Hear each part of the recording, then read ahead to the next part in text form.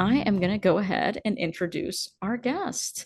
So, you already know him already if you've been here before, but I will introduce him anyway. Daniel Sokoloff is a poet, novelist, and podcaster who also volunteers as a helpline agent for recovering from religion, as well as hosting our hangouts here at RfRx and troll stomping, and doing a lot of social media stuff too. Kind of wears a lot of hats here at RFR.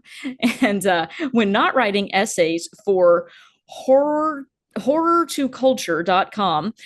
Sorry, I like completely stumbled over that. I started to say horticulture and I was like, wait, that's not right. Or movie reviews. He is the writer of the Demonland dark fantasy series and has published 2 books of poetry, and is also the editor and founder of Death Wish Poetry magazine, as well as its accompanying podcast, the Demon Toast podcast, where he covers gothic and horrific literature, movies, and art. His escape from the ultra-orthodox world informs his writing and thinking, driving him to create and facilitate art and healing in any capacity he finds himself in. So I am so excited to hear more about this. Daniel, welcome to the show as the speaker. Whoa. Yeah. Hey, what's up? What am I talking about? I thought I was here to talk about the Insane Clown Posse. What's going on? Wait, what? No. Yeah, I no. mean, Hey, no, thanks for having me, Kara. I'm honored to be able to, talk about, the horrors of the Orthodox Jewish community. yeah, I was going to say, I bet that there is going to be some overlap here with all of the horror themes that were mentioned in your bio. Oh yeah, I'm a very light person. Yeah, right. No, but you've been promising to tell us about your experiences growing up in Orthodox Judaism for several weeks now, and I am so excited that it's finally here because we often do kind of deep dives into people's different various faith backgrounds, and I don't think this is one that we've really heard much about, so this was kind of a gap that we had. So I am really interested to learn more about, and you started telling me in the pre-show even about some of the topics you're going to dive into, and I was immediately hijacked and wanted to make you tell me the whole presentation there in the pre-show, but that's not how we do things. No, no, it's not. And Judaism is something that a lot of people have a lot of ideas about. A lot of people don't really know what the deal is, and the Jewish people tend to like it that way for obvious reasons. Yeah, that's a little concerning when secrecy is the name of the game. Right away, some red flags are popping up in my mind. Well, yeah, I mean, where to start but the beginning. This is a story that starts with a death and well, ends with this talk here, you know? So my mother, my mother has quite the history of abuse, homelessness, drug use, you know what I mean? Yes. Um, she married my father, which was kind of what like stabilized her life for a fair bit.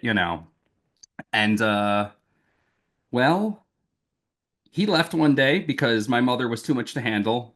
And my mother went ahead and married a second childhood friend. And that's where my sister Jola came in. This was my first sister. And I think I was like 4 when she was born. And my memories are super duper scattered because a lot happened. It was very traumatic. It was very bad.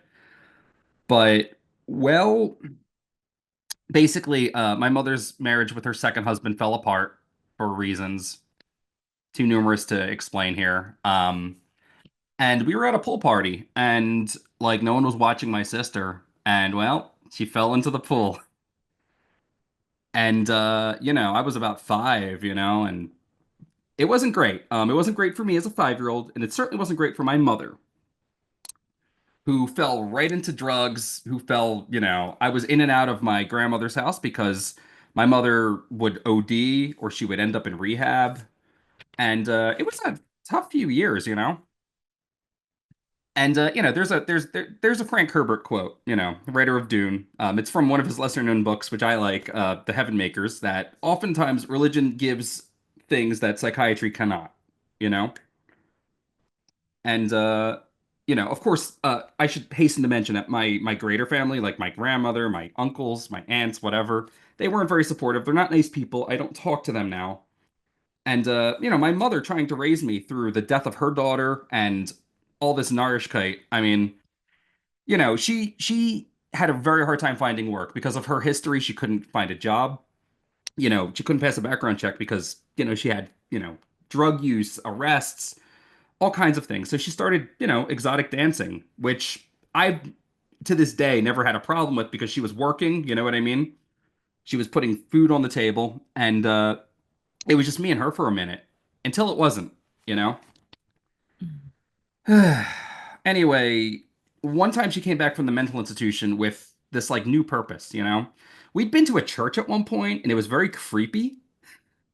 Like I didn't know what the Jesus was. I as an adult having read the Bible.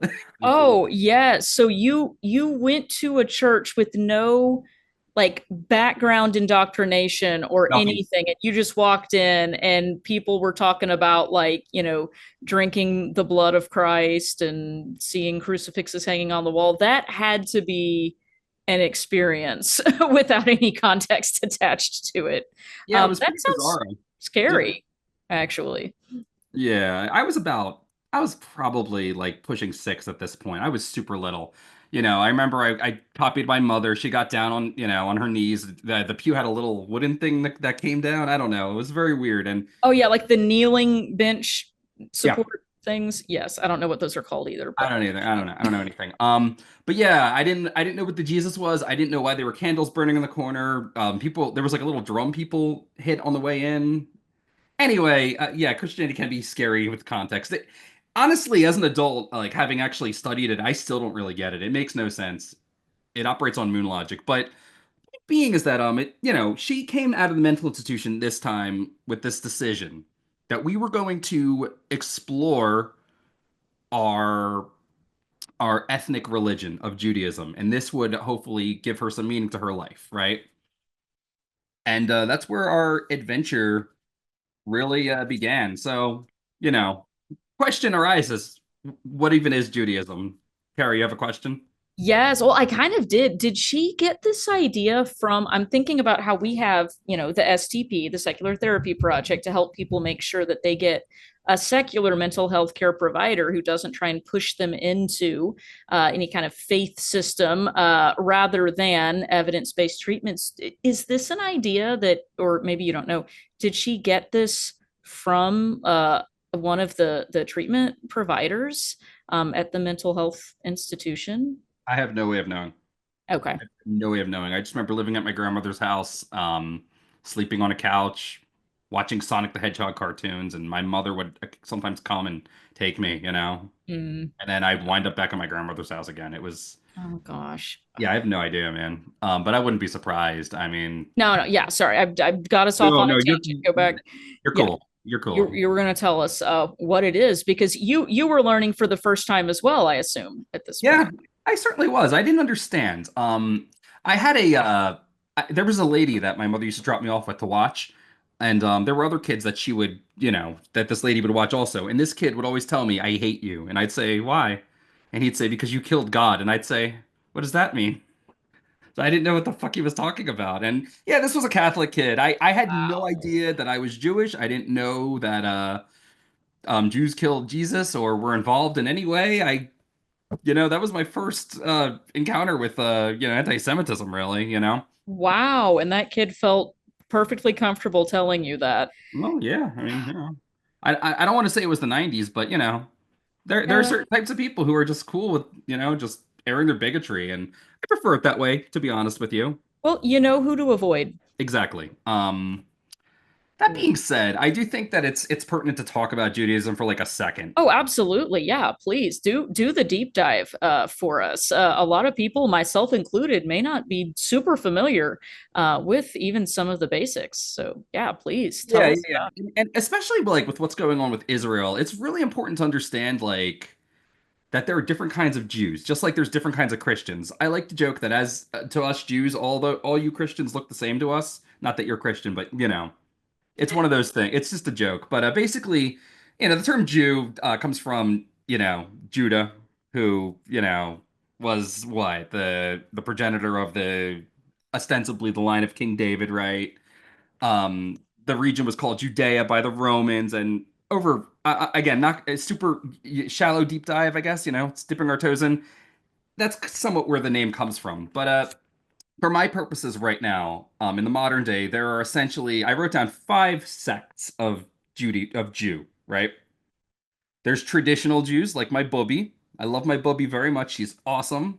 She's exactly what you imagine a Jewish grandmother to be. Um, Traditional Jews will do the holidays.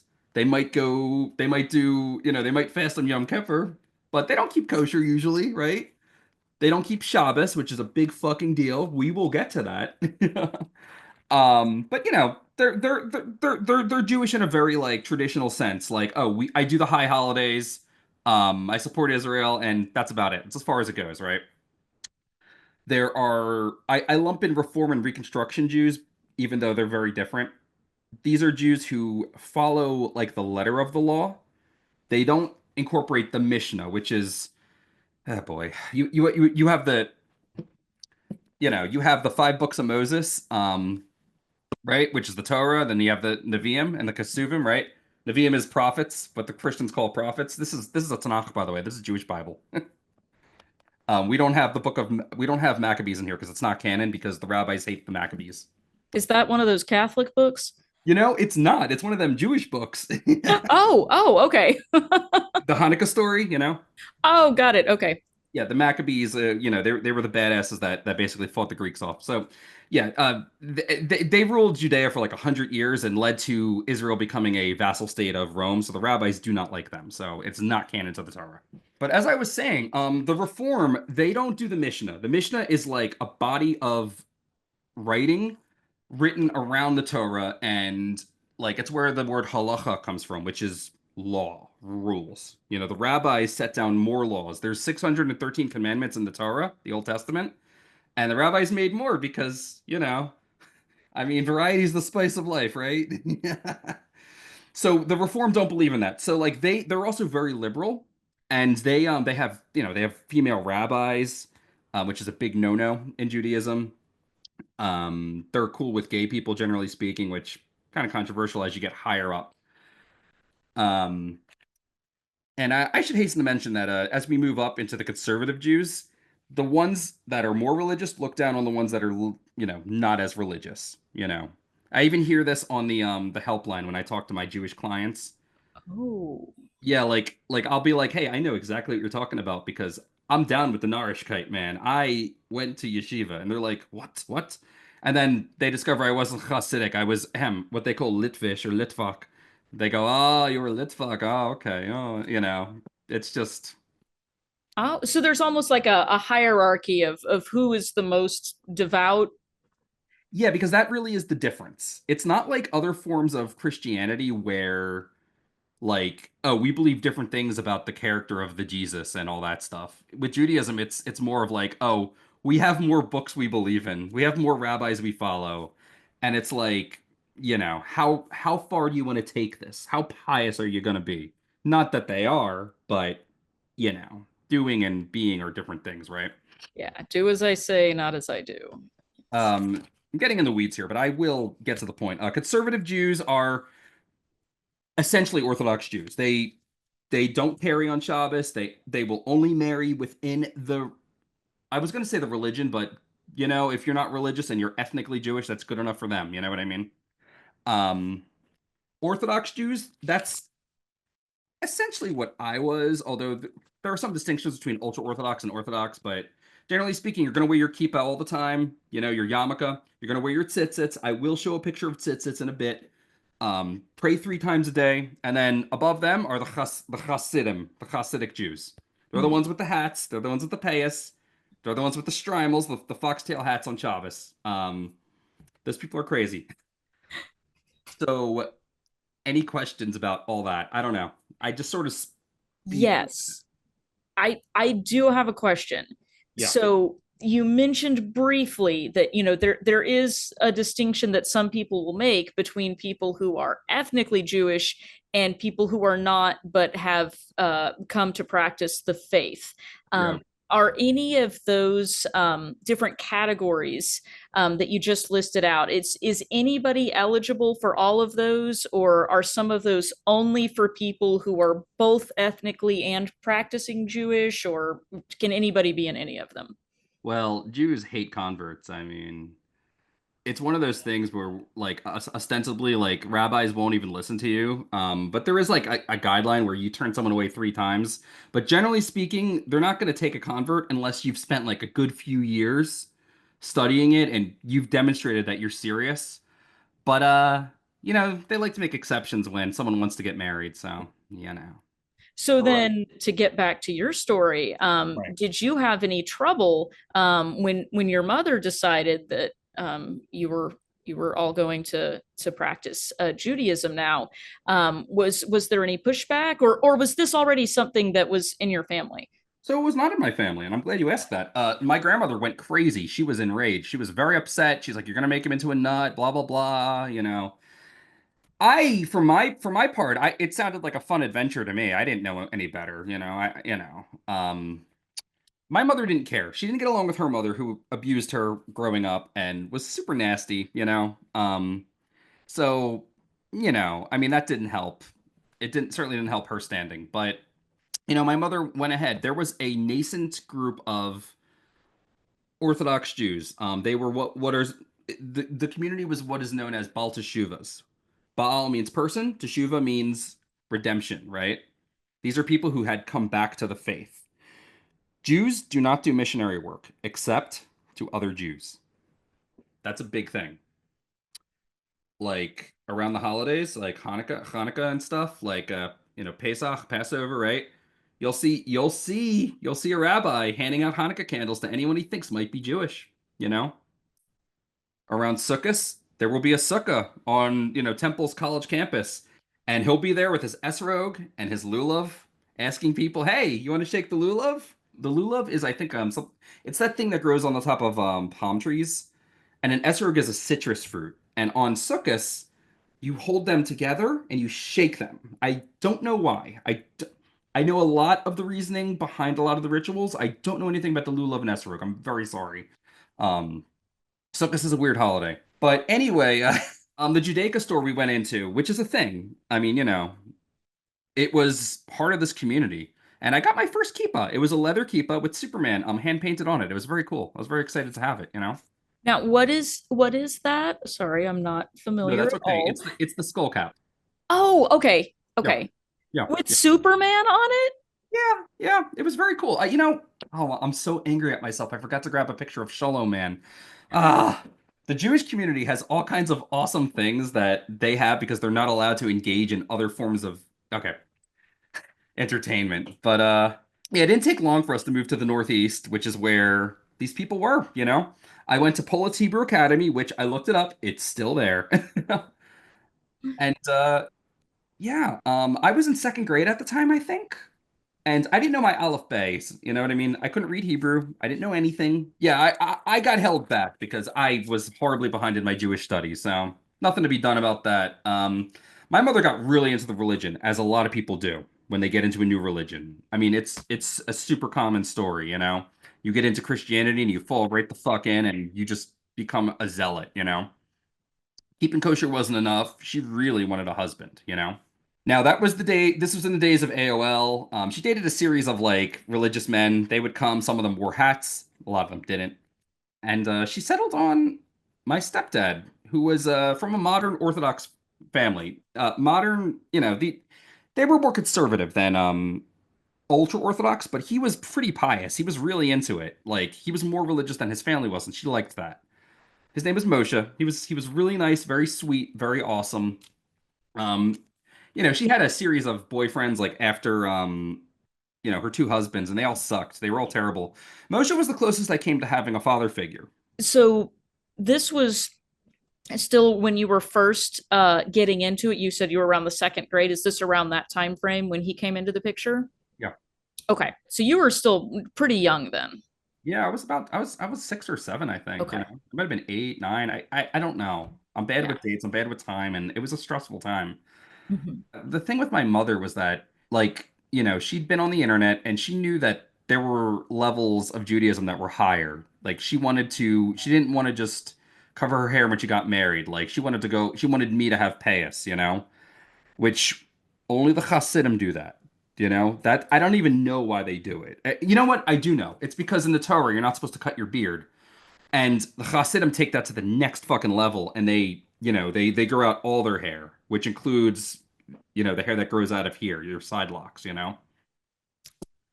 She didn't know that that's why. She thought it had something to do with Christians cutting our heads off in the Middle Ages, and because I asked her once, and that's what she told me. I don't, she would often say things that made no sense. She pushed my stepfather to wear the black hat. She did not wear it. She told him it was sexy, and him, the 30-year-old virgin. Well, I mean, my mother was a very beautiful woman, and this was the only woman he'd ever been with. So he was like, "Sure, whatever you want, Layla." Um, funnily enough, my Hebrew name was not Daniel. The rabbi gave me David Shlomo. Um, that was my Hebrew name. A lot of people have a name on their birth certificate, but then they also have a Hebrew name, right? Oh, so is this a name that you get at a particular moment, like when you join the church or you're confirmed or something like that? No, no, no, no. That's your real name for all practical purposes. That's what they say in Oh, Shul, and they call you up to the Torah on Shabbos or whatever. You know what I mean? hmm. It's your real name. I mean, Okay. like I think my boyfriend's name is Shmuel Chanan. I call him Shmuley.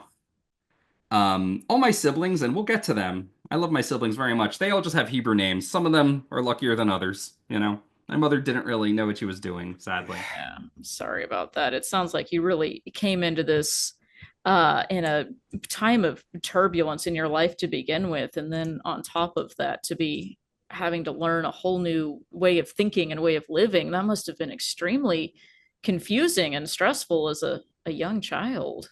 Well, kind of. I mean, you know, it didn't get really bad until we moved to Borough Park from Northeast Philadelphia, which is, I mean, all I'd known for a long time. And here's the thing, it wasn't like a great place for this community. It was relatively new. I don't know what it looks like now. For all practical purposes, it was an Orthodox community. We had something called the Eruv, which went around the neighborhood. You're gonna like this. This is great. So Jews, right? Their religion's very strict. It's hardcore. But God is apparently cool with fucking loopholes. You're not allowed to carry on Shabbos. There are 39 things you're not allowed to do on the Sabbath, okay? Punishable by death. One of those things is carrying. You're not allowed to carry. However, you're allowed to carry within your own house. So what do the Jews do? They take a string and they tie it around the neighborhood. It's called the Eruv. It's a giant loophole. It's the stupidest thing I've ever heard of. But when it rained, or there was a strong wind, they'd be like, "Oh, the Eruv is down. We can't go to your friend's house. We can't bring the keys. What are we going to do?" So basically, that is a way of basically saying the whole area inside of this string counts as Yeah, our household, it's as long awesome. as the Yeah. string is there. This is very reminiscent of the fundamentalist Christianity that I am familiar with, where it's very strict. It's a literal interpretation of every last bit of the Bible, except here are all of the reasons why none of that applies to me when it's convenient for it not to. Okay, this is familiar story. Awesome. Yeah. Yeah. That's the thing. Like sometimes when I talk to my Jewish clients on the helpline, they're like, I would prefer to talk to someone who has because I'm telling them to get a therapist. I want to talk to someone who is from my community, though. They won't understand. And I'm like, religious trauma is all the same. Yeah.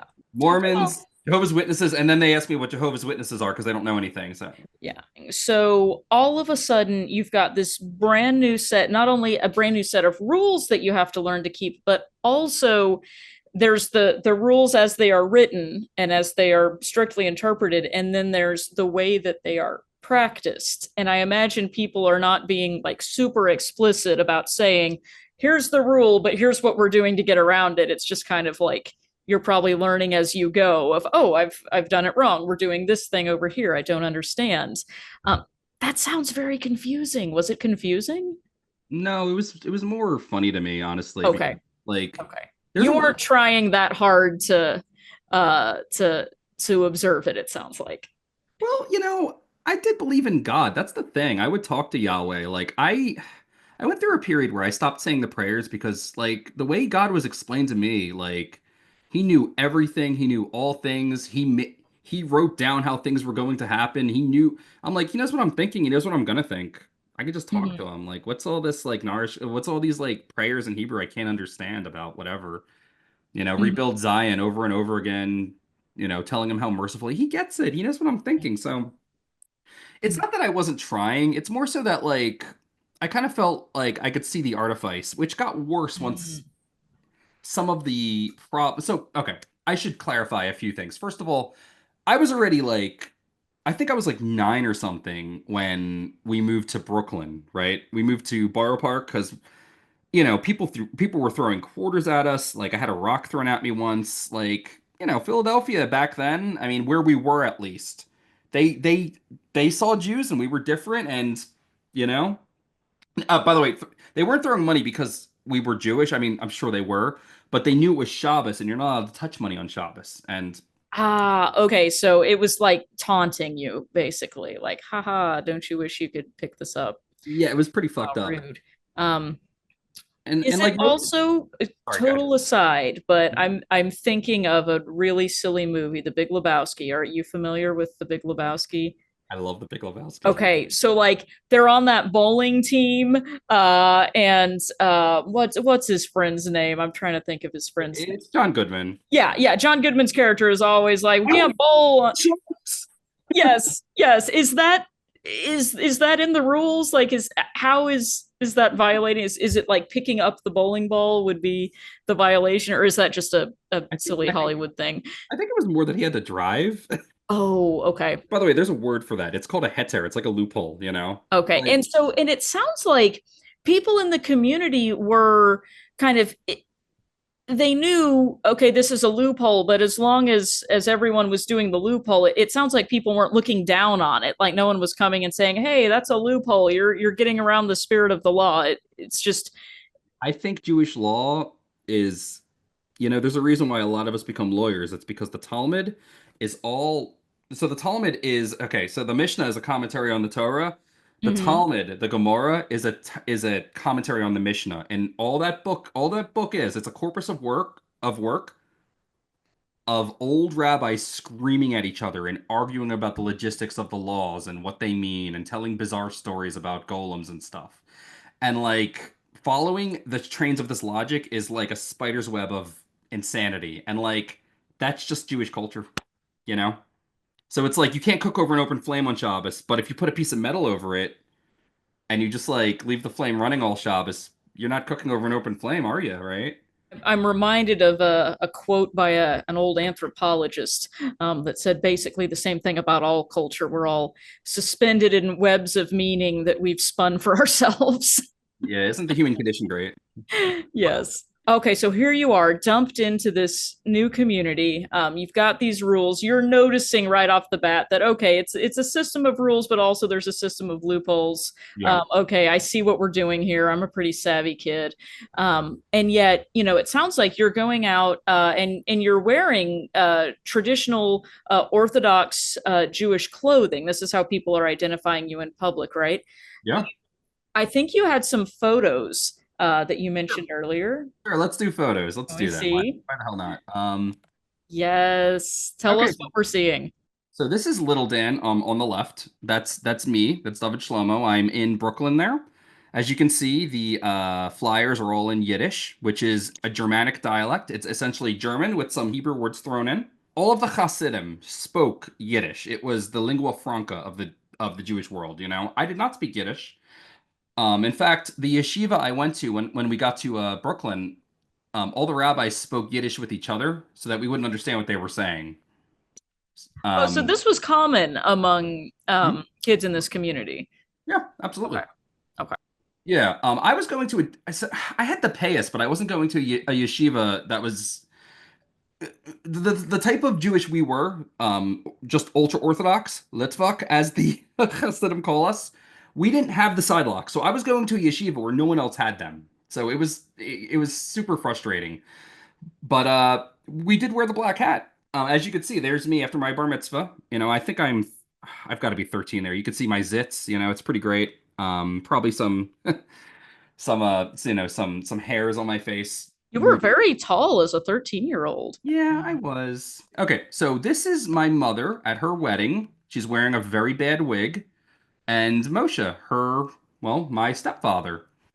So, the fun thing about the wig is that you're not allowed to show your hair, but you're allowed to wear a wig that looks like your hair. So, there's another heter for you. Oh, this is the loophole for, if you want to dress up in a certain way for an occasion like a wedding. Yeah, exactly. Okay, Or got just, it. I mean, listen, I see them around here all the time. They just wear the wigs out. Now, generally, a lot of them will wear a snood, which is kind of that thing the Smurfs wear. It's like a sock. Some of them will wear turbans. There's Okay. my mother again. There's me. I think I've got to be like 10 there. And those are my cousins. That they're not part of this. There's my little brother Levi. He's very cute there. He was the first one born of my mother's 8 children with Moshe. There's Yossi. He's very cute too. I love them very much. They're doing very well. There's Mazal, my little sister, and there's Yafa, my other little sister. I have 8 of them. I only included 4 here. you know. I don't have pictures of the other 4 because I left, and I don't have them. That being said, I wanted to include the Torah Tots because the Torah Tots are fucking awesome. Did you There's a say the Torah tots? Yeah, yeah, they're like the Teletubbies, except they suck. Well, the Teletubbies suck too, but this is Tobia Torah. There's Hardy Harsinai. Uh, Harsinai is Mount Sinai. That's where God gave the Torah to the Jews. Yes. I don't know what this guy is. I don't know, but there's a lot of them. They suck. They're awful. It's a live show. I didn't include Uncle Moishi because I just really don't like him. These were Fair. tapes. They were live performances and they put them on tapes. These people did not watch television, but they were okay with having video tape players. Okay, yes. No, that is familiar to me as well. Or it Yeah, is, we yeah. had that. We had Salty was our Bible character for kids. I'm with you. I'm tracking. And this is the tzitzits I mentioned. What this is in the Shema, Yahweh commands Jacob to wear a four-cornered garment and have strings there. And the knots and strings equal out to 613 by some Kabbalistic math. So it's essentially a reminder that I don't know, you have to follow 613 things or you'll go to hell. So I wore this every day until I stopped wearing it one day. Last picture I have here is to fill in the phylacteries. I did get a pair when I turned 13. I left it behind when I left my mother's house. Very expensive. They were like $1,000. You wear it between your forehead and on your arm. You wrap the straps around your arm while you pray in the morning. So cool stuff. Those do look kind of cool. They are very cool. I did not want them though because to me they were like a symbol of oppression. That's fair. Yeah, so what I wanted to mention was the fact that I was 6 years old. I don't want to say I was bookish, but I was very interested in dinosaurs and in history and stuff like that. And rabbis were telling me that there were no dinosaurs. I was told by one rabbi that they were the Nephilim. They were the giants that were produced by angels having sexual relations with humans, necessitating the flood. And I was like, but they weren't humans. They were dinosaurs. And I'm I started asking about all the different ones. I'm like, those Triceratops an angel? Like, what do you? I had another rabbi tell me that there were 7 worlds before this one, or 9 worlds before this one, and they were essentially a failed race. Yeah, this is again, it depends on what Kabbalistic books you're reading. So I didn't agree with that. I just assumed they didn't know what they were talking about, honestly. Which is not good when you're part of a religion where you're supposed to be taking everything as the ineffable word of God, and these people are teaching it to you. It's like, come I on. love that you were just like going through this whole experience, like, yeah, sure, whatever, that's fine. That's my attitude. That's how I am now too. I mean, it didn't get really bad until I started getting higher in yeshiva, like 8th grade maybe, when we started learning the Talmud and we were learning like what age you can sell your daughter as a slave. Like you can buy a girl at 3 and have sex with her, and that is now your wife. Like that's in the Talmud. And yeah, yeah, yeah, I know there are rabbis that like yell about, oh, it's evil to do that, don't do that, but it's right there in the Talmud. I mean, there are Jews that were doing this. So I don't know. I had a lot of issues with it. I had a lot of issues with like the flood and all kinds of stuff. I mean, I mean, half the Old Testament, I mean, is the wars of the Jews just massacring their way across the desert and taking, sex slaves and wiping out civilizations at God's behest, and Yeah.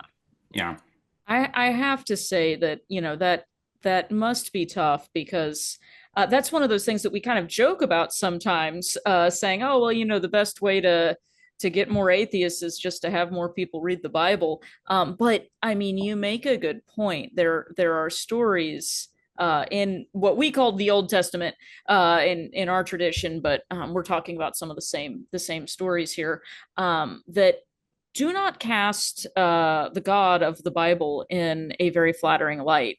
He's kind of a villainous character if you're looking at it from the outside. I always found that a little bit terrifying, which I think was the point. he's horrific. There's a lot of things about Yahweh that really bothered me. Like we were told that he was loving and the Jewish people were like the apple of his eye and all this stuff, but we weren't allowed to say his name. Like if you read Jehovah, like that was bad. Like if you read the Tetragrammaton, you were fucked. Like that was a serious offense. If you dropped your sitter on the floor, and this is not my sitter, this is Justin's because I don't have my sitter. This is a prayer book you would get at your bar mitzvah. If I dropped this on the floor, I'd have to kiss it because God's name is in it. It's holy.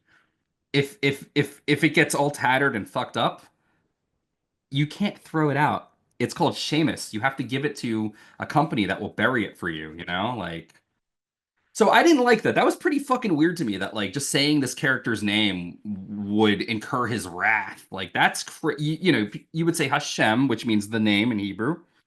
You did not say Adonai either, which just means master. And obviously these are just the names of Semitic gods that pop up in the Torah because at that point it's been codified as a monotheistic religion. But like they did not favor secular studies. Yeshivas are. I have a couple sources to share because it's crazy. So basically, the first few hours of yeshiva we would spend in prayer because you had to do shacharis, which is the morning prayer. And then, we would do the Chumash for the next few hours, which was basically just what the Chumash is it's the Torah in book form, right? We would read it in Hebrew. The rabbi would tell us what it meant. We were essentially translating it from ancient Hebrew into English. And the idea was that we would memorize it. So I actually know the Old Testament a lot better than any Christian does. I mean, I've read most of it. Hey, I will say I was 1 year in Awana's the Bible memorization Awana's Olympics champion in my age group. So I will give you a run for your money.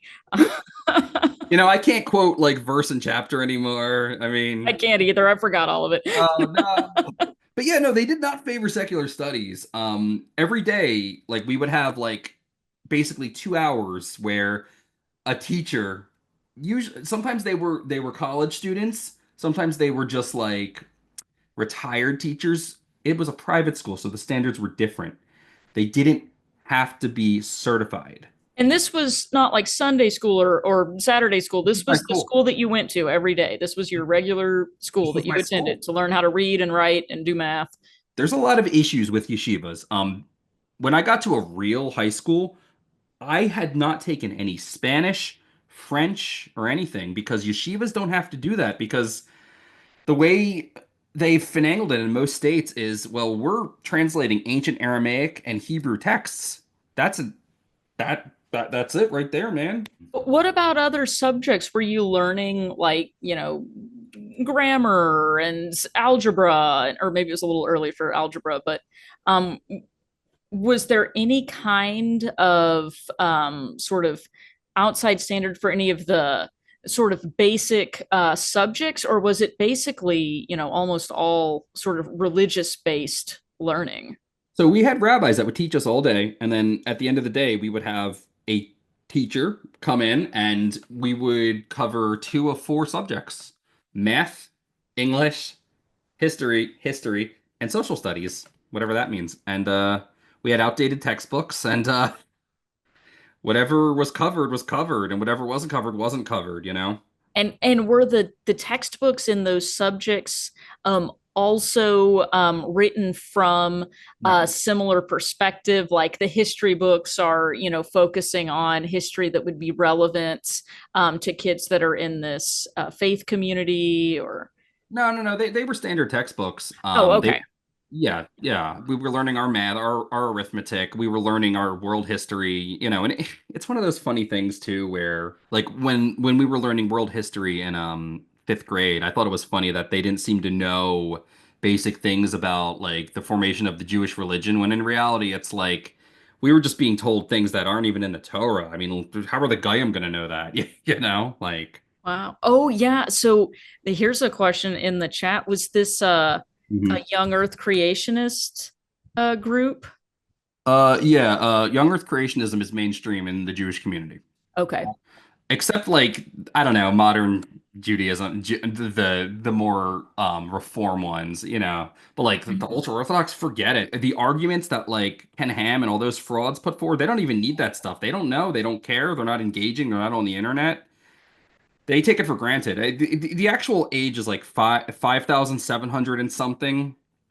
I only know that because my father would buy these calendars from a rabbi from a sect of Hasidism that was called Breslov, and it had the year like on the thing. It was like the year 5,000 whatever. You know what I mean? Like they Oh no. they went with the logic that there's a chronology from Adam and Eve down Mhm. to like Abraham, and Mhm. apparently you can keep going. And I don't know.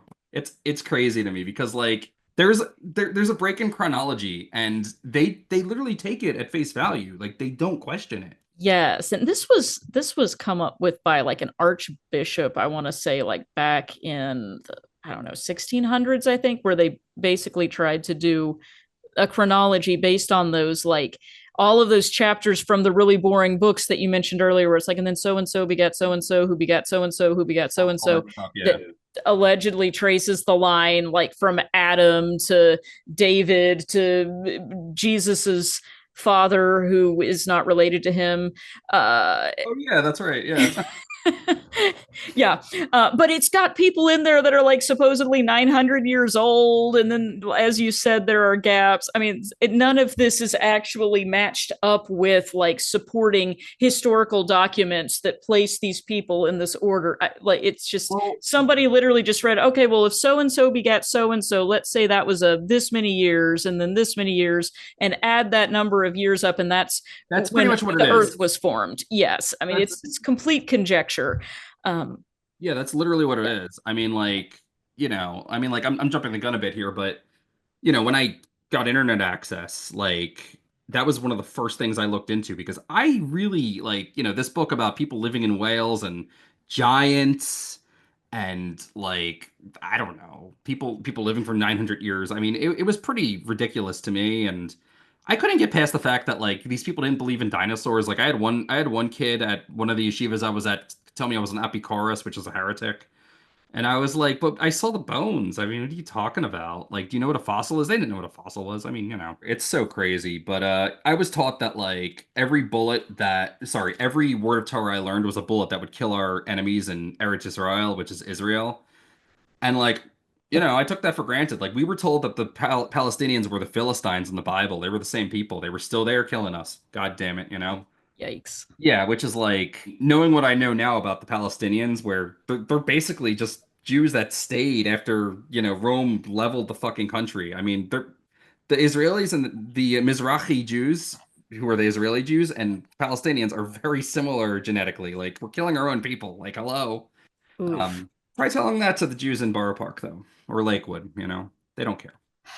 Yeah, well, and that's it's upsetting to hear that, it's just as politicized, as a lot of the other kind of very traditional fundamentalist religious traditions that we hear from people about on this program, where it's all of this very kind of, strict, regulate your behaviors, follow this text, everything we tell you, is the truth. It doesn't match with what we know about the world from science or anything like that. Don't worry about that. This is the objective truth. And unfortunately, it seems so common that it also comes along with certain political beliefs that are a bit violent towards folks that are not in the in group. That's really sad to hear. Yeah. So, was that part of what kind of pushed you away from this? You've alluded a couple of times to the fact that you did at some point walk away from all of this. What prompted that? Well, it's really hard. It's really hard for most people to walk away from it. I was very lucky in a lot of ways, but the big thing is that my mother got tired, right? Like we moved to Lakewood eventually because you could get more for your money. Moshe did not have a he did not have a college degree. He worked lots of horrible jobs. I like to think that I get my work ethic from him, like just watching him work no matter what, you know. He had 8 kids, and we moved to Lakewood because you could actually rent a house out there because there was more land. The Jews were really expanding out there, you know. And my mother got, she got tired of a lot of it. I mean, she stopped keeping kosher. She started going to this bar down the street and hanging out with the people there. Like, she was just tired of it. Like, she was lonely. None of these are good excuses. I mean, she had 8 kids with this person, but regardless, she started seeing men and, uh, you know, religious men, by the way, who knew she was married. So, this does happen. And one of them bought me an iPod and a computer, and that's when I got internet access. Oh, and that's how they get you. Okay. Uh-huh. Oh yeah. How Satan gets in. Oh yeah, the great Satan, right? Uh-huh. I'd like to mention up front here too that these days Orthodox Jews, they don't get internet access. They only buy computers from like certain stores, and those computers come with filters that they're meant to filter out pornography, but they also block certain websites like, I don't know, recoveringfromreligion.org and Footsteps. They know about these things, sadly. I know this from talking to clients. Additionally, they do not get normal smartphones. They buy these flip phones. I think Rob referred to them as kosher phones, which I've been out of the community for, gosh, it's been like 20 years, over 20 years at this point, you know? So lots changed, but I was able to look into things. And listen, after 9/11, we got a television. My mother was like, I can't handle living in a country and not knowing what's going on because the radio was getting the coverage of 9/11 horrifically wrong. And we got a TV. And, I saw a special from, some people might cringe, from Bill Maher. And that was the first high profile atheist I heard. Yeah. So you were just, as soon as the TV came, it was anything goes. You weren't like regulated in, we're only going to watch these certain shows or I anything was like that. watching Star Anything Trek. I goes. was watching, I know, yeah, like Who Mourns for Adonis, where they literally tell Apollo to go fuck himself. I I was loved like, that it's a, episode. it's a masterpiece. I love the original series. It's like Shakespeare, you know? Thank you. Well, Shatner was originally like a Shakespearean trained actor. I mean, overacting may go into that a little bit too, Oh but my God, he's great. Don't attack Bill. no, he's He's great. also a Jew, right? Yeah. Hey, there you go. Nimoy, also a Jew, you know? But yeah, it was that. It was also like, YouTube channels like The Amazing. Yeah, right. That you know what that is, right? You know what this really is? No, what is Oh, that? you don't know. Oh, okay. Okay, So so we're doing the live long and prosper sign for people who are listening yeah, with our hands. But right. If yeah. you're listening on Spotify, I don't know if we do Spotify, but regardless, what this is I believe it's on Yom Kippur. The priests go up like, you're not supposed to look, but I looked because I didn't believe in God. The priests go like this and they make a window with their hands so that Yahweh can look through, well, the Holy Spirit, the Ruach HaKodesh, what the Christians hilariously call the Holy Ghost, can peek through and judge us for our sins. And yeah, Leonard Nimoy was like, do this. This is cool and alien, because he knew what that was. The Oh, so this means he peaked too. You're not supposed to see them doing that. Oh my gosh, these He's accusations are crazy. outed himself. Oh no. I never thought of that. Yeah, like YouTube channels like The Amazing Atheist, who yeah, he had a problematic phase, but like he was a loud asshole who was like, "There's no God." Like, there's no proof. And I was kind of like, I'd looked into the historicity of the Bible. And listen, I got to say, as a Jewish person, when you find out the Exodus from Egypt never happened, that's it. That's the whole goddamn religion right there. That's the biggest thing. That's Passover. That's the mezuzah on the door. That it. You can always tell a Jewish house because there's a little thing on the door with the Hebrew letter on it. You're Yeah. supposed to kiss it as you go in. It's the lamb's blood that they put there to make the angel of death fly over. That's the whole religion. That's everything. That's the reason they were in the desert. That's the whole Old Testament. Also, the Egyptian pyramids were not built by slaves. So, No, they were not. They were built by artisans who were buried around them with honor. So, yeah, okay. So it sounds hilarious. like you immediately, as soon as just you get TV, you get the internet, you get a computer, and you're like, hey, wait a second. It's as I suspected. This isn't quite all adding up. Pretty much. Also, Justin, you are correct. They were treasure houses for the pharaoh, Ramses and Pishom and Ramses. You're correct. They were not pyramids. Yeah, but that's pretty much what happened. So my mother at this point was seeing other men, sleeping with other men. I'm pretty sure some.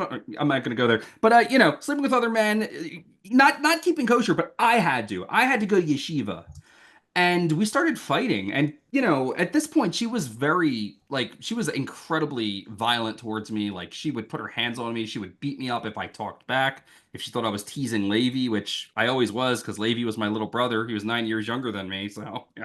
Yeah.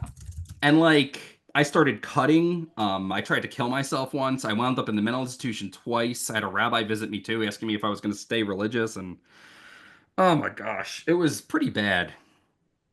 And eventually, my mother told me to get out. You know, and I was too happy. I was happy to go at that point. Like, she'd found my poetry, and after insulting me and telling me how terrible of a writer I was and how Edgar Allan Poe was a lunatic and so was I, and blah blah blah, and ripping it up in front of me, I was just like, I don't want to be here anymore anyway. So I went to live with my grandmother, and that was that. Wow, I'm really glad you got out of that situation. That's horrible. What a horrible thing to say about someone's art. Well, about anyone, but also Edgar Allan Poe was kind of a genius. So I would take that comparison and run with it.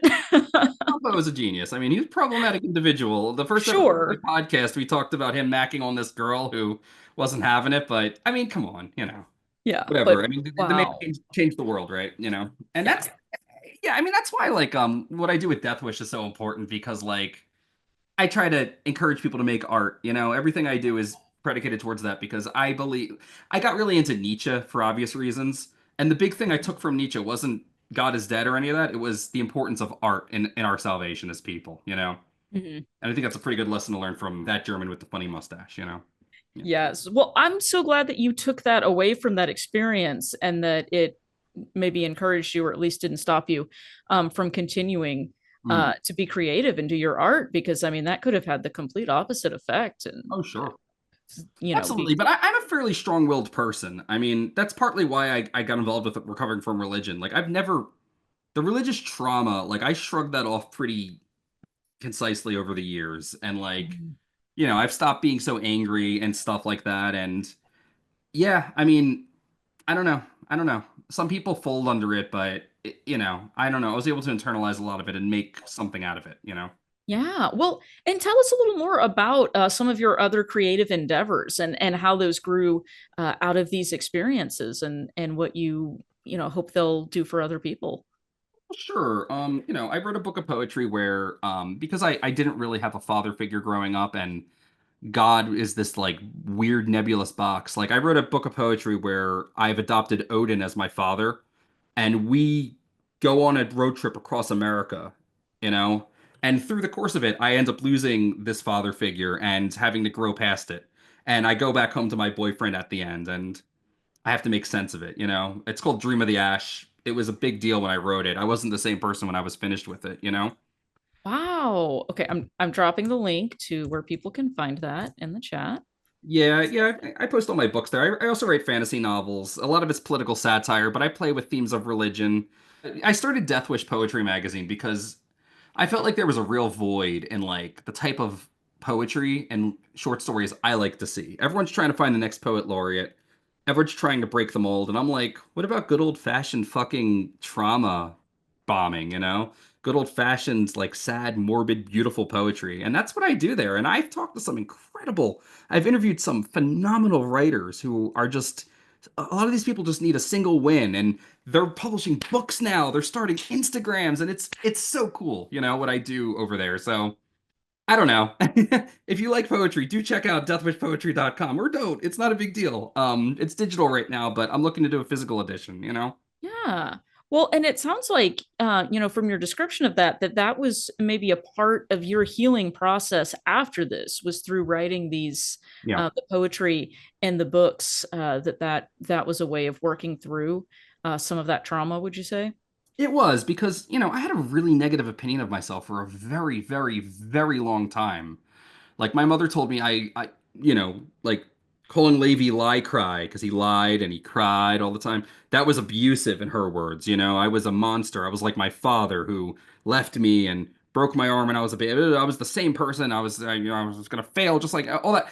And like so like, my Demonland novels, my main character Splinter is a lot like me. He's angry, he's pissed off, he makes the wrong choice constantly. And that first book was a way of working through who I thought I was, you know what I mean? And kind of growing past that. And like, I mean, those books have gone on to be other things as I continue to write them, but writing is a very transcendent thing, and I think that like everyone should do it, you know? You don't have to be the next Stephen King to write a book and express yourself. It's a great way to work through your trauma, and the best part about it is sometimes you get a pretty neat poem out of it, you know? I love that. I'm starting to get an idea here for a workshop. We've had people before who have done for us little exercises where we all, draw something, or we've used music for songwriting to kind of do what you're talking about, to have this creative outlet. I wonder if we could figure out a way to have maybe a brief writing exercise where people could Hey do man, something like that to you know, create. Yeah. I love that you say that. Like, I do so much. Like, Justin calls it my juggernaut energy. Like, I actually do run a weekly workshop every Tuesday. I meet with some of my Death Wish writers, and we fucking we critique each other's work and whatever. Mhm. But yeah, I mean, I'm down. Just let me know. Okay. Like, we can Okay. go further, I but think we may have to schedule an episode where we do some creative exercises, and that's our episode for the week. Okay. that'd be If cool. okay. So what do you think I guess what advice would you give to other folks who are looking for creative outlets to work through whatever the trauma or the baggage, or just the bad experiences or bad feelings about themselves that they've come out of religion with? How should people kind of get started? The only way to make effective art is to consume art, you know? There's this attitude that like if you're depressed or someone is depressed and they're listening to like Motionless in White or Marilyn Manson or depressing violent music that they're gonna get no. That's not what's happening. They're not gonna get worse. They're expressing themselves through the art that they consume, and oftentimes it's like looking in the mirror and seeing something and understanding it, and that's the only time you can really work past it. It's a form of self-actualization, you know?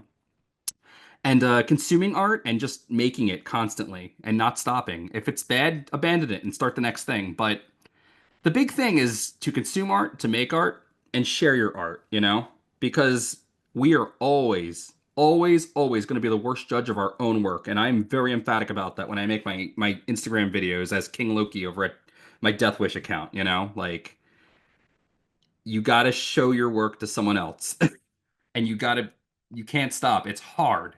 Okay. Oh, I like that. So people can start just by consuming in the various types of media that are resonating with them, and then maybe the next step is creating. But I like that you made this a social activity, though. You said you have to share it with other people. What is it about that that adds to the healing process, do you think? I'm glad you asked that question because at the end of the day, just making art is just one part of it. It's an artifact of our grief, of our joy, of our experiences. And what makes that so powerful is that we can share that with someone else. I mean, if Glenda were here, she would say something very similar. Those cave paintings that we find in France and everywhere else, I mean, that's art. Someone made that. And I just think that like at the end of the day, like we are social creatures and the most compelling thing and the only real bit of spirituality that I buy into is the fact that we need each other. And we grow through experiences that we share and experience with each other. That's what love is. That's what organizations are. That's what community is. I love that this came around to what feels like such a wholesome ending here for I mean what was very dark Yeah, story right. to start with. And I have to ask too if you often have your friends, the bearded dragons, and others with you. Did that at all play a role in your sort of healing or emergence from all of this? Because I know you mentioned that one of the ones that has like the crooked tail was a rescue, and Or grub. Yeah. yeah. Yeah, I love animals. I love reptiles especially because they have such particular needs. And, being able to show kindness to tiny animals, especially ones that really need it, it's transformative. It's one of those things where, like, it took me a long time to realize that I wasn't a monster. I wasn't, like, a depraved sociopath. I wasn't a serial killer in the closet about it, Because I really believed that for a long time. I believed that I was this negative, horrific, monstrous person. And that's partly why I was like drawn to like Marilyn Manson because he styled himself as a creature. And as I got closer to Manson, we know a little more about Marilyn Manson now. Okay, he's done some horrific things, and I have a very hard time listening to his music, despite how important it was to me growing up Hmm. and self-actualizing as it were. But at the time, I the more I got to know about him, I realized he wasn't that person he was portraying. You know what I mean? He Hmm. wasn't a serial killer or something. He wasn't like the Antichrist superstar. He was an articulate, brilliant poet. He's also Hmm. a rapist, but we know that now. Yeah. We know Yeah. that now, sadly. But my point But is that like it took me a long time to realize that like I wasn't like a monster. I wasn't a bastard, except when I was a bastard. Like that's the thing. Like I would do horrible things to my friends. I would tell them I never wanted to see them again and stuff or whatever, just because I felt like I needed to do it because I was going to hurt them. And it was a self-fulfilling prophecy. And it was just me acting out this play my mother put into my, well, etched into my, my psyche, my sechel, as the rabbis might say. ugh. And I imagine the religious texts that you were reading were not doing much to dispel that notion. That Hmm. the Old Testament, of course, according to my reading of it, um, seems to portray people in a very dark light. Um, yeah, I don't think so because like there's this recurring like aspect of we're not worthy of Yahweh. He chose us Hmm. above all the nations, and then we sinned. We worshiped the golden calf. Hmm. Moses was up there one day too soon, and we immediately went back to idol worship, which makes no sense, by the way. I mean, you have a guy literally raining manna down from heaven, and they were like, "Oh fuck, I guess he's gone. Better get that golden calf out here." Like, it doesn't even Right? make How did they even build that in that amount of time? That was the part that bugged me. I'm like, oh, that doesn't even make sense. there's a midrash about that. It involves magic, but it's not in the Of course Bible. it does. Well, okay, that was another. Okay, I'm going to get off track here with the how come the magic from the other gods in the Old Testament worked if there weren't other god. Anyway, a whole different thing. But I mean, there are answers. yeah, oh, I'm sure there are. I doubt I will find them satisfactory. Um, but It's all just demons. yeah, of Yeah, course it is. of course it is. Yeah. It's all demons. It's what got in your TV, and no, but I mean, yeah, I love that art and creative writing was something that you were able to use to turn that around and to dig yourself kind of out of that obviously inaccurate view of yourself that had been given to you. And I think that's something that a lot of people who are recovering from religion can identify with. Coming away with that feeling of being some kind of monster Yep. um, that they may have felt that way while they were in the belief system, and then even more so as they were leaving it. Sometimes people really can be aggressive and mean with those labels, and I love that you took it and were like, okay, watch this. I am going to go make poetry, and it is going to be dark. Yeah, pretty much. I mean, it's something that comes up a lot. Like when I talk to some clients who I really can't help, because there is a limit to what we can do at recovering from religion. And sometimes I'm like, what brings you joy in life? Because Mhm. the people who are like, I don't know, I have no frame of reference anymore because I don't believe in God. And I'm like, what do you do every day? Like, And sometimes they'll say I paint or I listen to music or I make music. And I'm like, right there, you know? Yes. Like, at the end of the day, I mean, I am very much a nihilist. I think that, like, what matters ultimately is what we say matters. And I think that's really beautiful and really powerful. And I find that to be incredibly freeing. It's not terrible. I don't understand why that's so horrifying for people, you know? Yeah. The only things that matter are the things that we say matter. And I mean, we are the determiners of our own destiny at the end of the day. You know what I mean? Yeah, absolutely. And you can decide what you're going to do with your life and what you're going to believe about yourself, Yeah. or not. I love that. And I think that's a great spot for us to kind of transition on. Very well said. Should we take a look at the poll results before we do Q&A?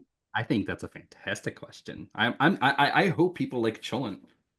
All right. Let's see here. So we had, the first question, which we actually didn't get into this. We can briefly What is discuss or save it for the hangout if you want to. But the first question was about circumcision.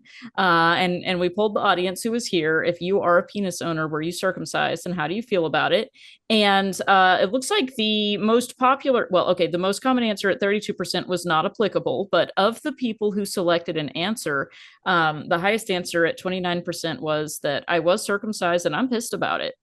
25% said I was circumcised and I don't care. 7% said I was circumcised and I'm glad.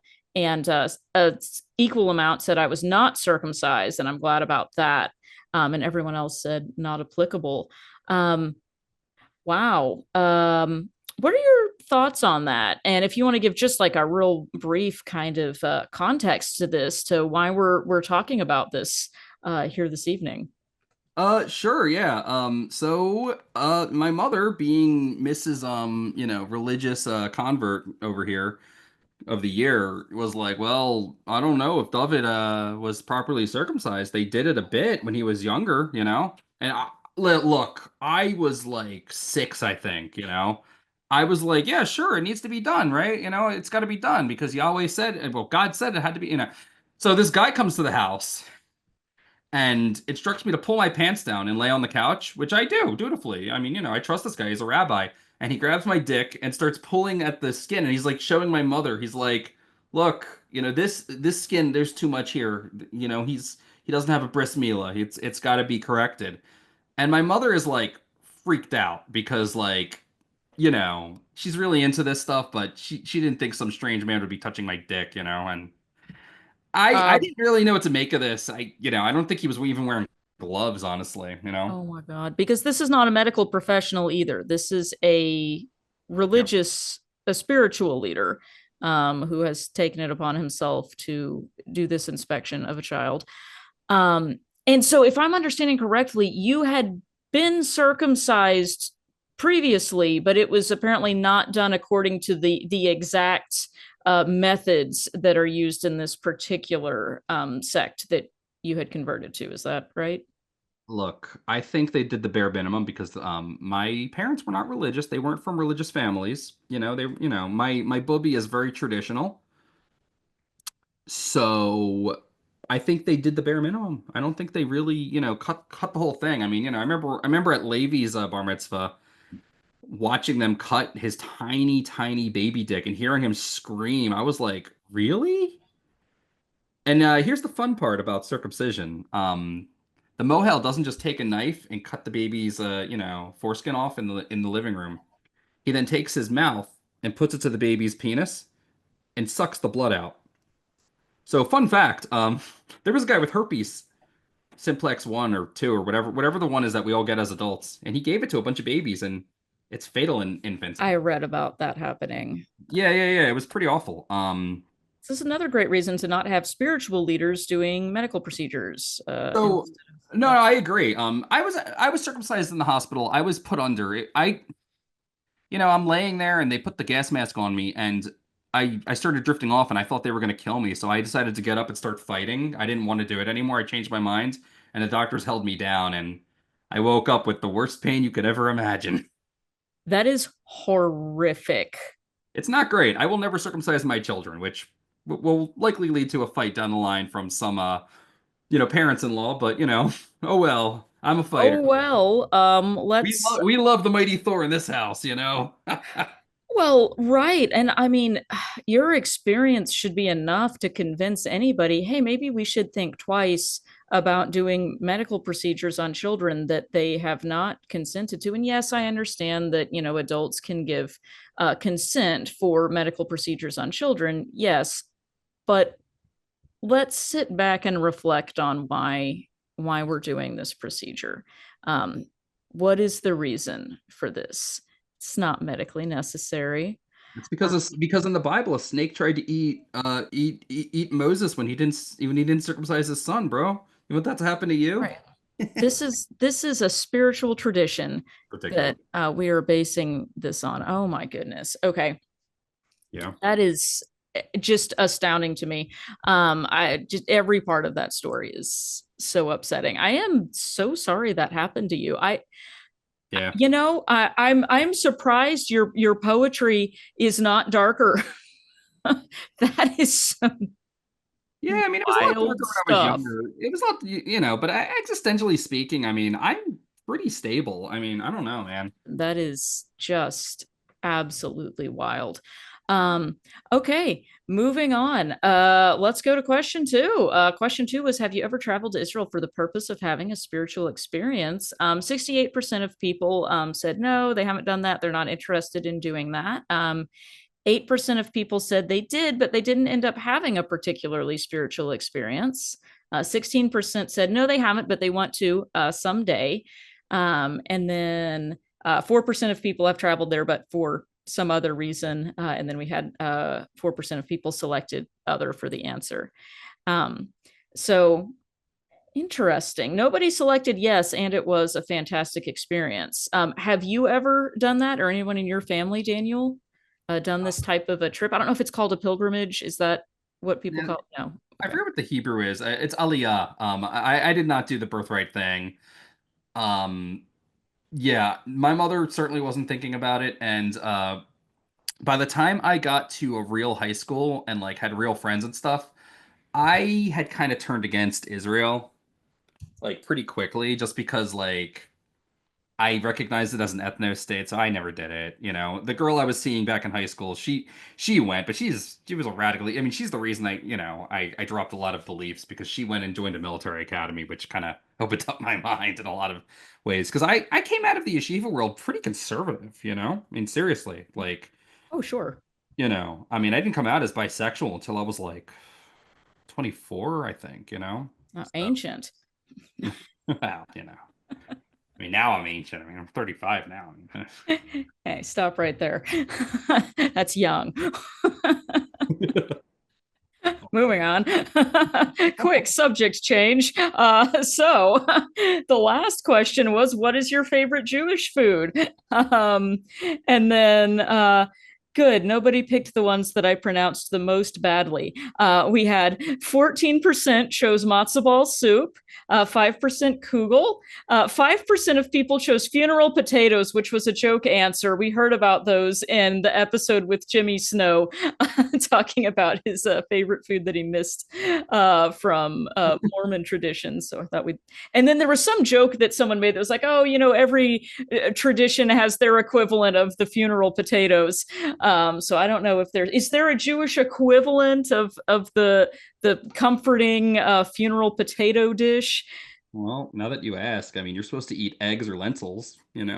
Okay. And it's mainly because they're somewhat shaped like a human head, and when you die, you can no longer speak, so it's just a round oval, right? Oh, okay. So it's a symbolic food, not so much selected for like the taste or the texture. Right. Yeah, okay, that makes sense. Exactly. Well, 77% of people chose something other than the choices we gave them. Um, Knishes. Yeah, I feel that, man. Potato kugel. Yeah, you 5% people, who've eaten potato kugel, all right? You're the real ones, all right? absolutely. No, you All right. non-Jews. What are we gonna do with them?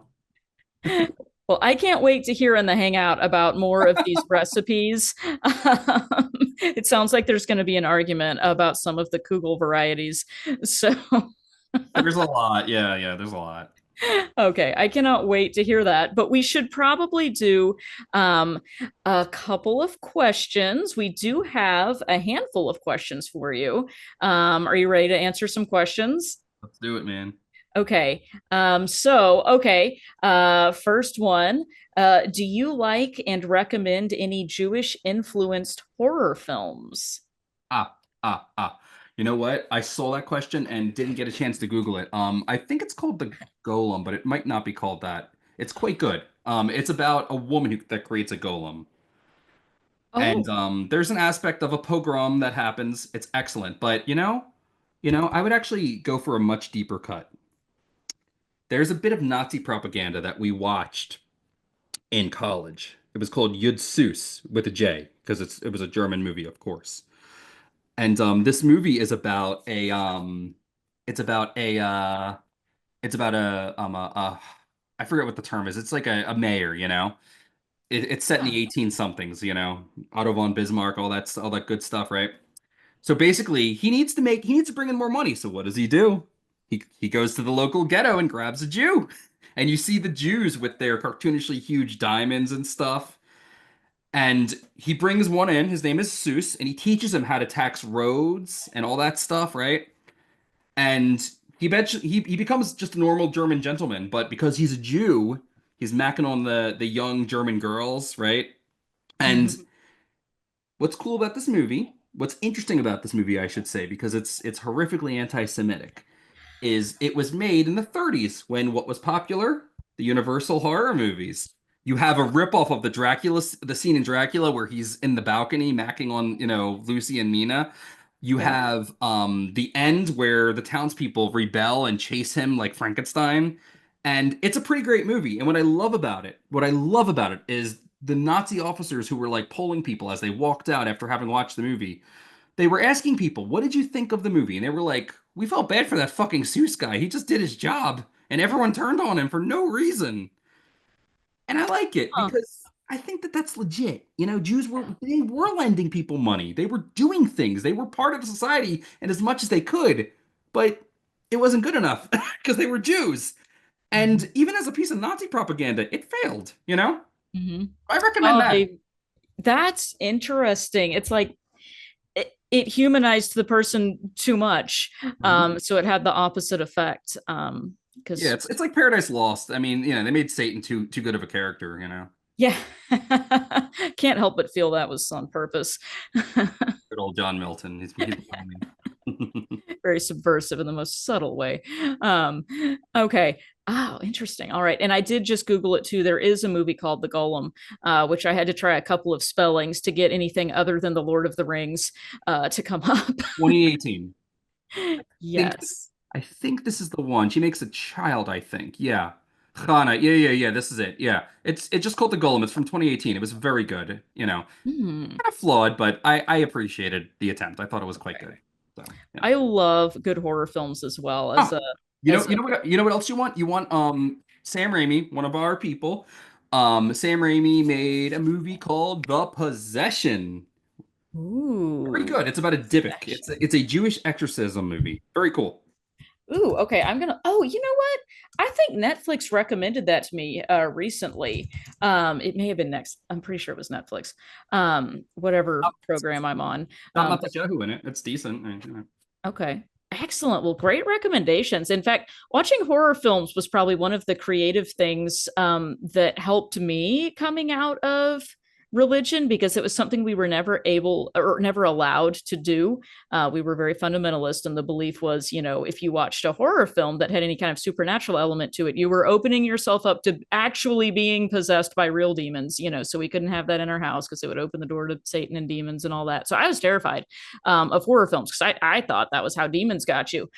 So watching those was kind of key part of my breaking away from and not feeling afraid about hell and Satan and demons anymore. So I love those recommendations. I'm gonna go check those out. Sure, yeah, definitely. The Golem's all right. I mean, it's worth watching. Okay, Yeah. I'm gonna check it out.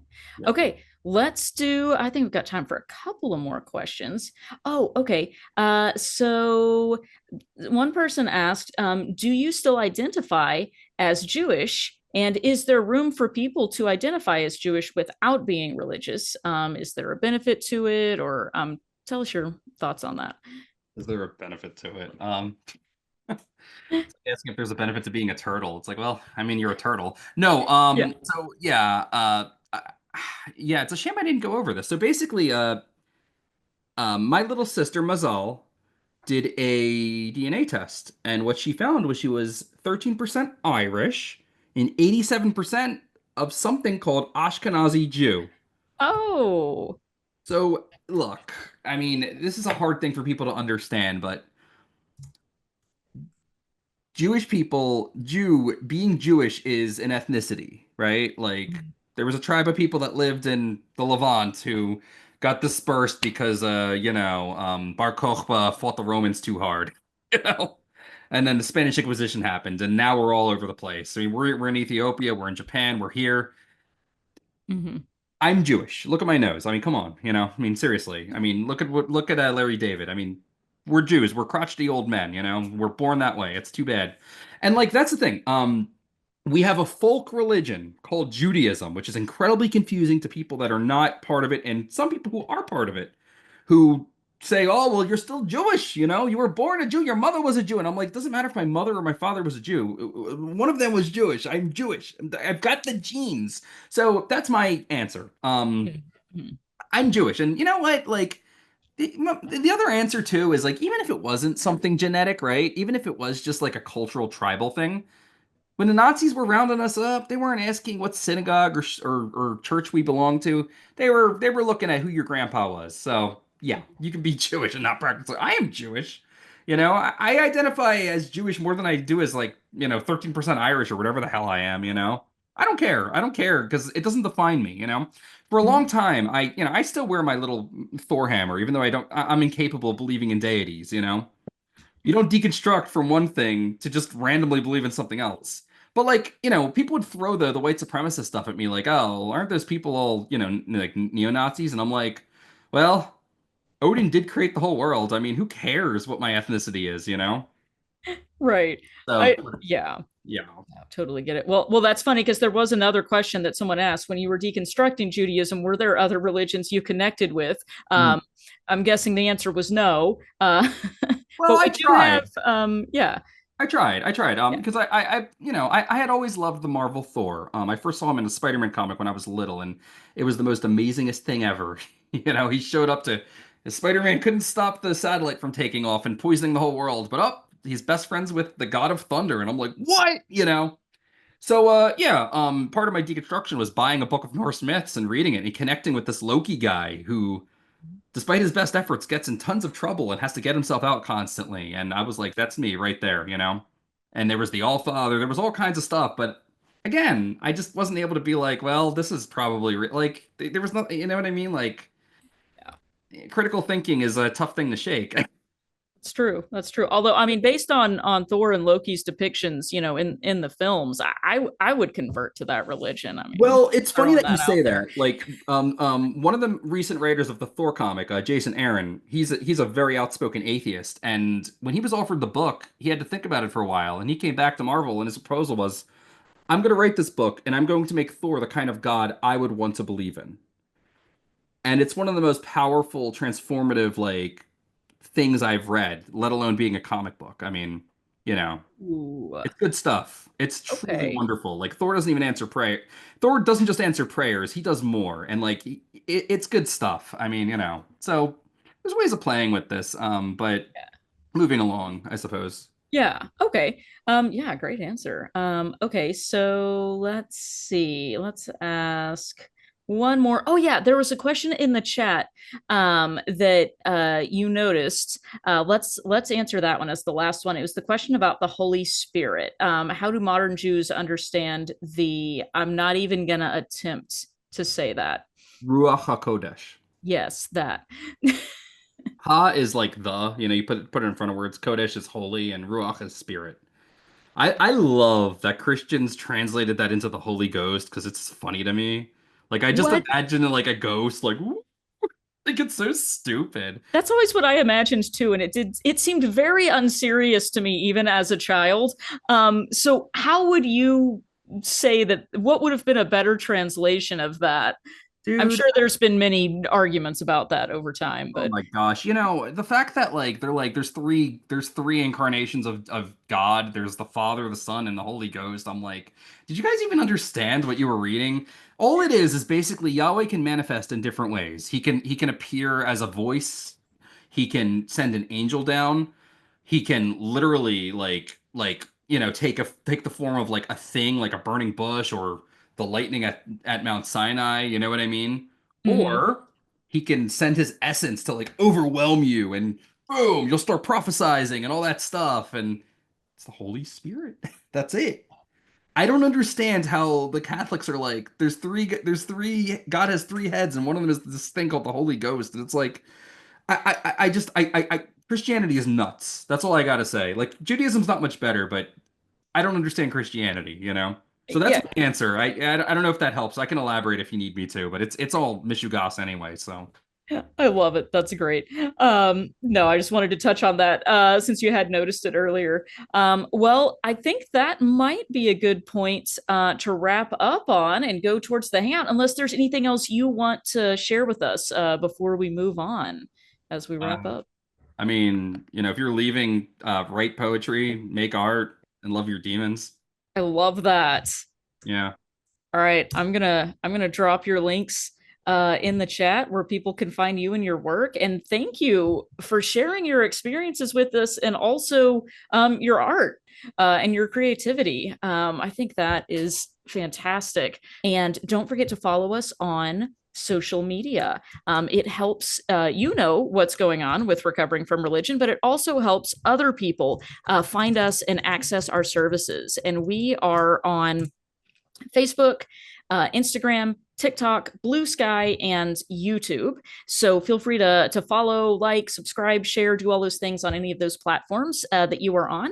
And then other people can learn about our services too. And if you are feeling so moved, there are other ways you can get involved too. We have found that healing can also come from helping others. And Daniel mentioned his work here with us on the helpline, talking with other folks who have come from a similar background, and also all of the other things that he does here. And a lot of our volunteers do find meaning and purpose by volunteering here and helping others, kind of extending that helping hand back down rather than pulling up the ladder behind yourself.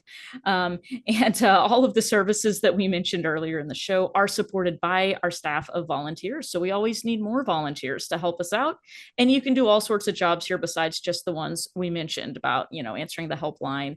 We also need help, finding and vetting those resources that go on our resources page, and hosting support groups and moderating the online community and doing IT support. And, even what we're doing here tonight, helping us out make RfRx happen every week. So if that's something that you're interested in doing, you can apply to volunteer by going to our main page, recoveringfromreligion.org, and clicking on the volunteer button. And there's an application there, and you can learn more about volunteering.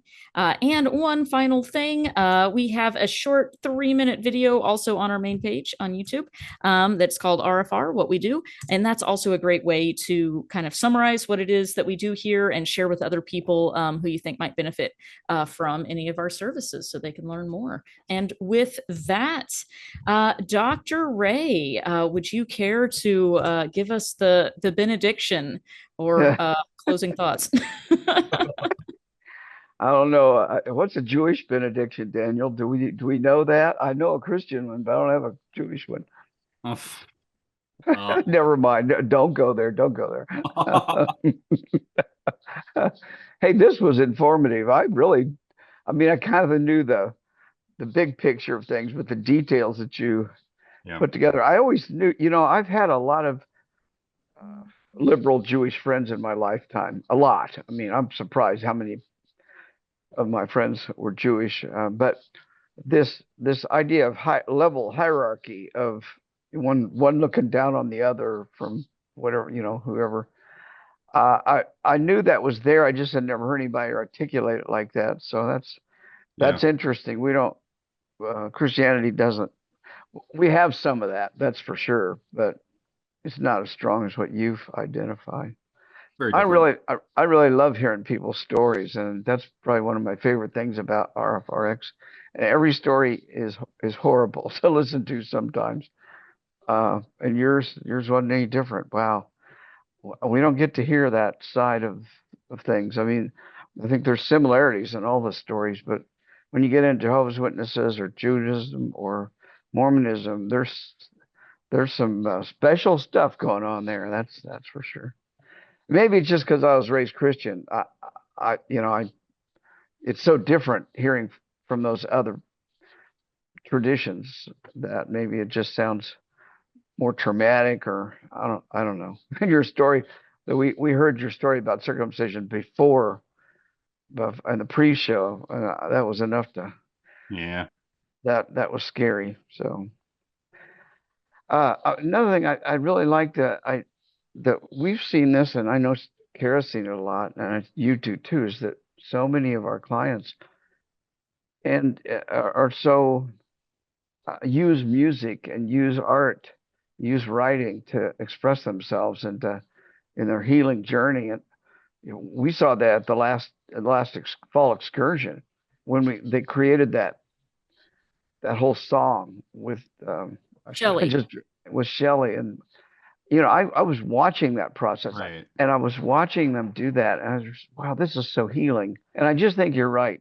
You've demonstrated it, and I've seen so many people write books about their deconversion. Some, of course, never got published, but it's still cathartic. It's still therapeutic. It's just great to see that. And maybe last before I turn it back to you, Kara, I just want to say to everybody, Daniel is an amazing volunteer. Daniel, thank you for everything you do for our clients. I don't know where you get the time to do everything you do. Of course, I don't know where Kara gets all the time she does either, or they do. But anyway, thanks so much, Daniel, for just being a caring person for what we're trying to do. Back to you, Kara. All right. Well, with that, let's go to the hangout. I will